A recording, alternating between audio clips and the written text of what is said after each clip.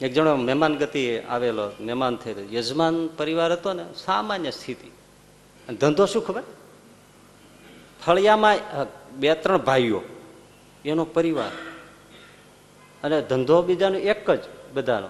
ફળિયામાં એક સરગવાનું ઝાડ, એ સરગવાની શીંગો વેચે ને એમાં જે આવે ખાઈ પીને મજા કરે, બીજું કઈ કરે જ નહીં. હવે આ મહેમાન અહીંયા આવ્યા તો એમણે બધું જોયું, વિચાર કર્યો કે આ આખો પરિવાર લઠ જેવા છે અને મારા કાંઈ કરતા નથી ને એક સરગવાન ઝાડવું છે એનાથી નિભાવ થાય છે બરાબર, પણ બીજું છે શું આમાં? કાલે સવારે છોકરા મોટા થાય, એના છોકરાનો કાંઈ બધા હરગવા જ વેચવાના, કંઈક કરવું જોઈએ ને કાંઈ. મહેમાન બોલ્યો નહીં કાંઈ, બધું જાણી લીધું. રાત્રે ઓલા ઘસઘસાટ હોઈ ગયા, શિયાળાનું ટાણું હોય છે, ગોદડા ઠહકાઈને સુઈ ગયા. રાત્રે ઉઠ્યો અને એની પાસે ધારદાર તલવાર હશે તો સરગવાને એવા જોરથી માર્યો ને આખો સરગવો કાપીને નાખીને રાતો રાત વંડી ઠેકીને વિયો ગયો.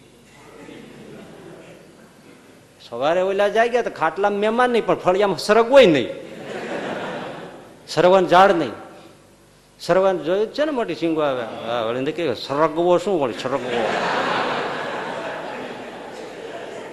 બહુ બહુ સરસ છે સરગવો. પણ હવે ઘણા લોકોને સરગવાનું શાક બનાવતા નથી આવડતું, શું કરીએ? હવે એ તો અમૃત જેવું શાક થાય, ડાંઠાઈ ચાવી જાય એવું થાય આવડે તો. નહીં તો ઘણા હરગવાન શીંગો લઈ આવે, પાકી ગયેલી લઈ આવે, પાકી ગયેલી, હા, એટલે એને ડોબાઈ ન ખાય.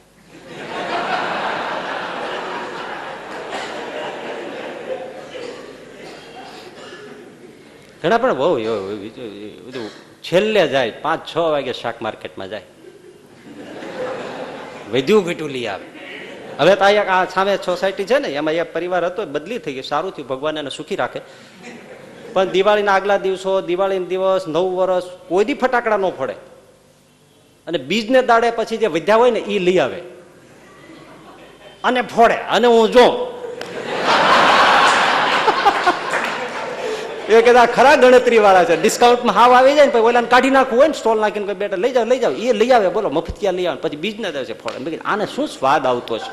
એટલે ફોડવા જ હોય તો દિવાળી દિવસે ધુબાકો મારવો જોઈએ, પણ એના છોકરા એના હશે ને વિરોધ નહીં કરતા હોય.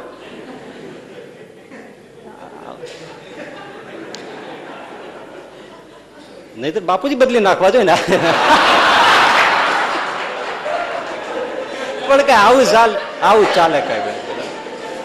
એટલે સરગવાનું ઝાડ ને એટલે ઓલા બહુ દુઃખી થયા, અને ભાઈ એમને કાગળ લખ્યો ફફડાવીને, પછી ન લખવા જેવું લખ્યું, તમે આવા છો ક્રૂર છો, અમારા ઉપર તમે શું કર્યું, કેટલું બધું ચોપીડ્યું. ઓલો કાંઈ જવાબ દીધો નહીં. પણ સરગવાનું ઝાડ પડી ગયો, કરે શું ખાવા માટે? બહાર નીકળવું જ પડ્યું. મજૂરીએ મીંડા જવા, મજૂરીએ જાય તો મજૂરી સારામાં સારી 25-50 રૂપિયા એ જમાનામાં મીંડા ઘરમાં આવત, 25-50 રૂપિયા જાય ક્યાં? સમૃદ્ધિ છલકાવા મળી, વાહન સગવડતા, હા તે બધું કાડલા ગોશિકા બધું બદલી ગયું. અને 1 વર્ષ પછી ઓલે મહેમાન આવ્યો, ત્યારે જમવામાં તમે આમ જુઓ તો શીરો પૂરી ભજીયા, હા તે જમાવટ, આવકાર આપ્યો. પેલા સમજી ગયા, કેમ આટલો ભાવ દેખાડો? તો કે સાવ સાચી વાત છે. હા શું? બસ હા બસ એ જ. જો આ સરગવાનું ઝાડ કાપ્યું ન હોત તો આ ન હોત. એટલે તમને ત્યારે બહુ દુઃખ થયું. એ મારી કઠોર કૃપા હતી. એમ ઠાકોરજી આપણને સુધારવા ક્યારેક કઠોર કૃપા કરે છે.